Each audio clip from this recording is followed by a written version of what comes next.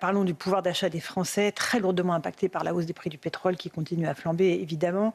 Vous réclamez, vous, toujours une baisse de la TVA, ce qu'exclut pour l'instant le gouvernement. Il va y avoir des annonces en fin de journée de Sébastien Lecornu. On verra ce qu'il va dire. Est-ce que vous avez conscience que baisser la TVA, comme vous le demandez, c'est un coût environ 12 milliards d'euros, qui est absolument intenable pour notre budget. Ce n'est pas intenable. La situation qu'affrontent les Français depuis plusieurs semaines est une situation extrêmement préoccupante, avec des niveaux à la fois au diesel et au gasoil qu'on n'a jamais connus depuis de très nombreuses années.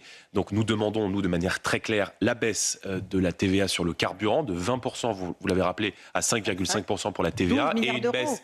Je vais y venir sur les dépenses, et une baisse de 16 centimes de la TICPE, ce qui fait qu'avec les mesures que nous souhaitons mettre en place et que nous mettrions en place si nous étions à la place d'Emmanuel Macron et de Sébastien Lecornu, c'est 25 € sur un plein de 50 litres en moyenne qu'on rend directement aux Français. Le coût total de ces mesures, c'est environ 15 milliards d'euros. 15 milliards. Délirant. 15, non, c'est pas délirant.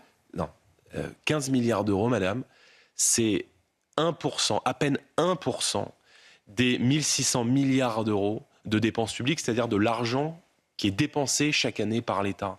Dans un contexte où on demande aux Français toujours, chaque jour, de se serrer la ceinture, je ne crois pas qu'il soit délirant que de demander à l'État de faire à peine 1% d'économie, à peine 1% d'économie, vous m'entendez, sur la totalité de ces dépenses. Donc, il y a de l'ordre à remettre dans les finances publiques, il y a des économies à faire, et les Français ne comprennent pas que chaque année, on trouve systématiquement de nouvelles recettes pour financer et accueillir une immigration toujours plus nombreuse, pour augmenter, comme ça a été le cas, de 6 milliards d'euros la contribution de la France au budget de l'Union européenne, pour financer des éoliennes extrêmement coûteuses, alors qu'on a besoin de relancer le nucléaire précisément pour retrouver une autonomie et une puissance en matière énergétique. Donc, de l'argent mal utilisé, il y en a, et moi, je souhaite effectivement qu'une partie de cet argent soit rendue aux Français, parce que l'économie française dégouline d'impôts, la situation n'est plus tenable, et je pense aux millions de Français qui ont besoin de leur voiture pour se déplacer, qui ont besoin de leur voiture pour aller travailler. Je pense à nos infirmières libérales, je pense à nos marins-pêcheurs, je pense à nos routiers,